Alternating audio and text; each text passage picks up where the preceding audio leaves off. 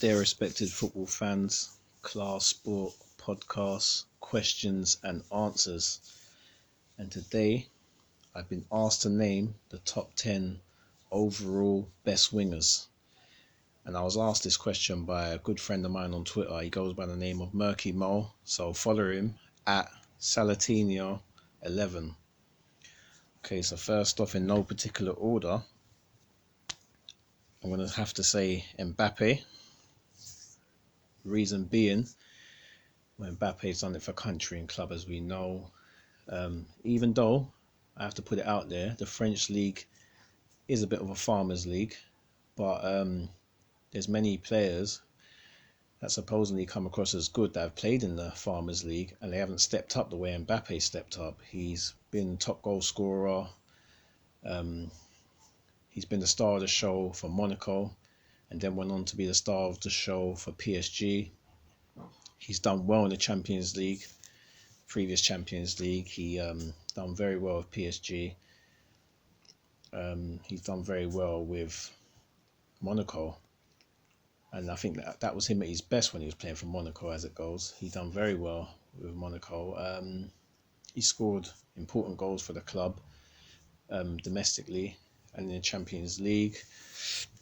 He's then done well in the previous World Cup. He done very well, considering that was his first World Cup and he was young and a lot of pressure was on. He definitely made a difference in the French national team. However, I don't think anyone in the French team had a standout performance. It was a collective. I think they've done it well as a collective, but he's still done his bit. So he definitely will make my top 10 wingers, and that's the reason why I'm putting Mbappe there. I'll then throw out Neymar. Neymar does it well. He's done it for country and club. He done it for Barcelona. He was amazing, considering he was playing against Messi, or playing with Messi, should I say, not against, but with Messi, alongside Messi and Suarez. He still stepped up and he was a prominent figure.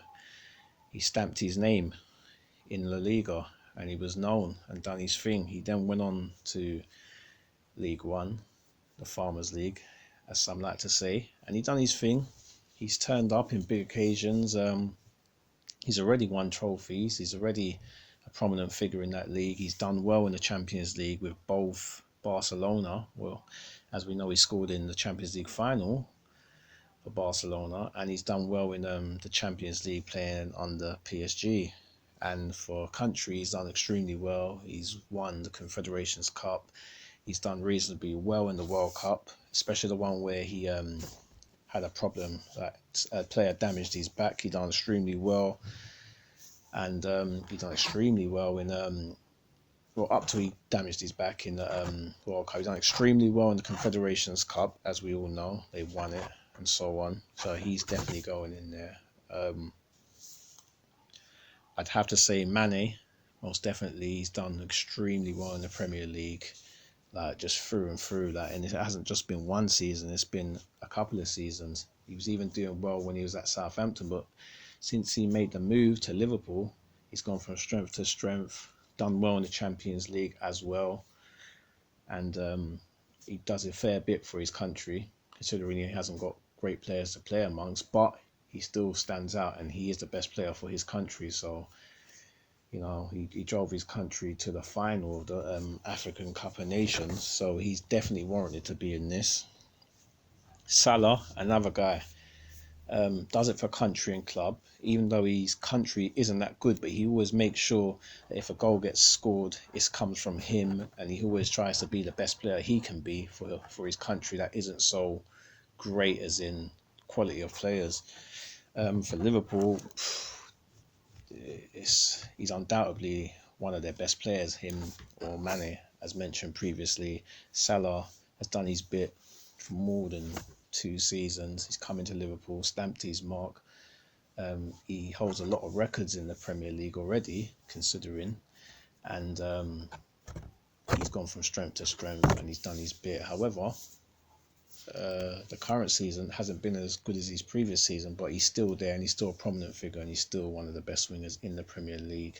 He's done his bit in the Champions League as well. He's had top performances in the Champions League as well, so he definitely warrants to be in there.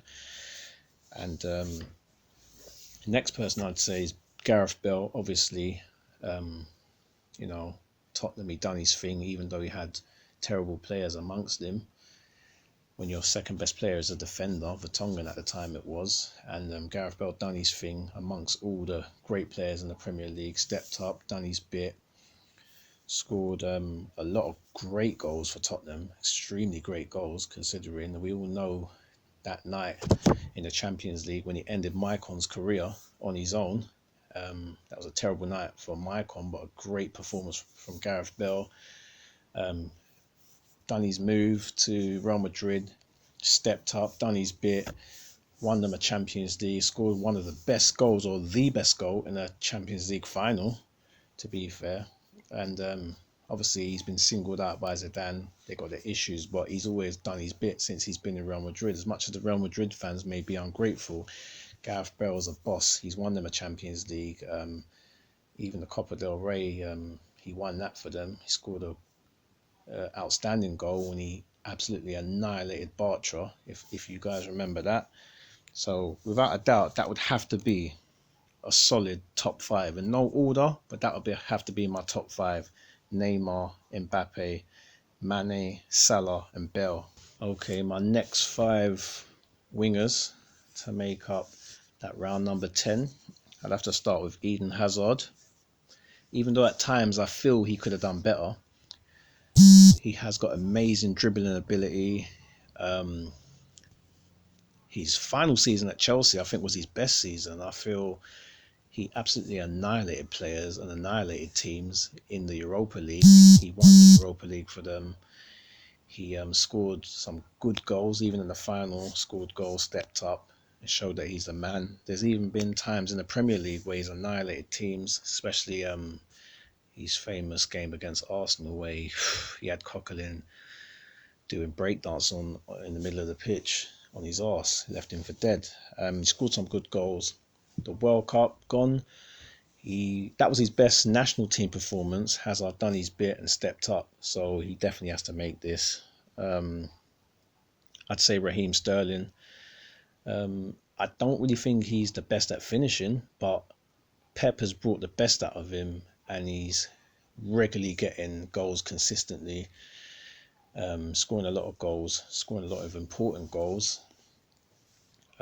He could do better in the Champions League, but Man City as a whole could do better in the Champions League. But he done very well for England, especially in the World Cup. I think he stepped up, done his bit, so he's definitely warranted to be in this.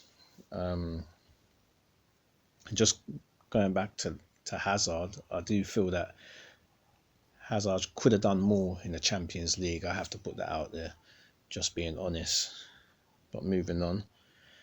Okay, I'd have to throw out this name. A lot may not agree, but I have to throw out this name, and I'll say Alexis Sanchez.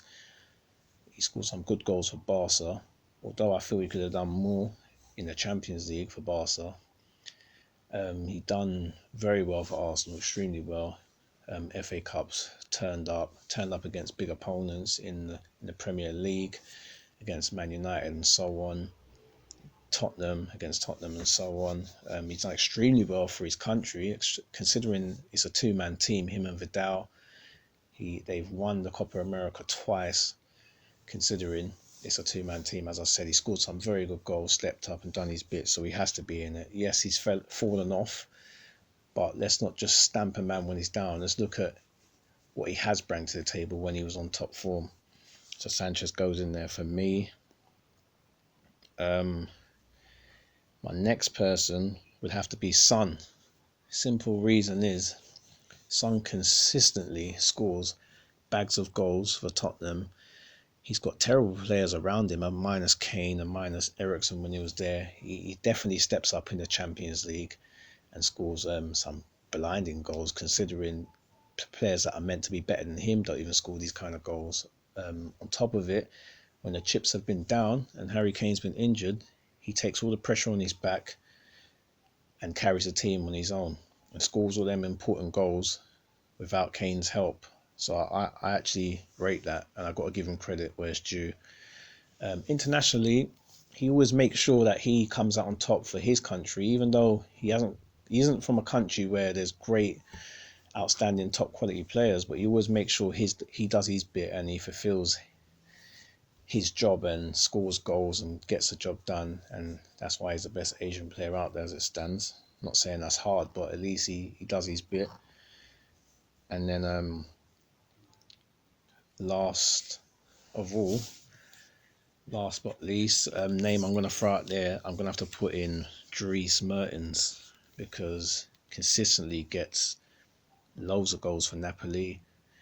They don't make the Champions League, but when they're in the Europa, he turns up, scores important goals, and consistently, season after season, he does his bit.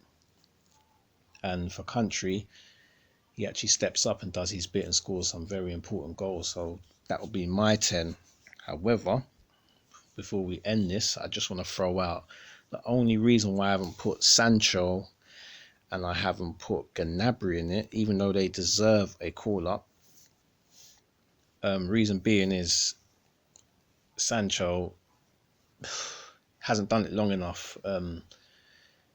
Maybe a season or two. I need more than a season or two. I can't just do that, because it's the same reason why, some people, they don't rate other players because they've only had a season or two. So I can't now go against that and then put him in it, even though he's doing extremely well, Sancho.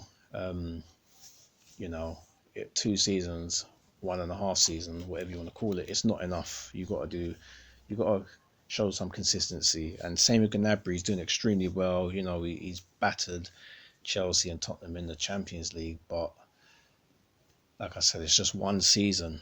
We got to give consistency. You can't just blow someone's trumpet after 1 or 2 seasons. You've got minimum 3 seasons. You've got to show your greatness. So that's the only reason, just to put out there so no one doesn't have a fit.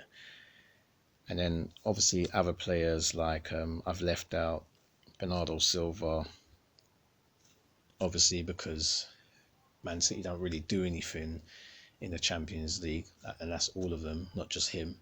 But then he hasn't done anything for his country neither, so I can't just, that means he's going on, he'll be getting in this list on the strength of what he's done in the Premier League, what he's done for only 2 seasons. I can't really put him in this. I don't think he warrants it. And if there's anyone else I've left out, feel free to give me some feedback. Yeah, and that's my list, guys. I'll be looking forward to the feedback.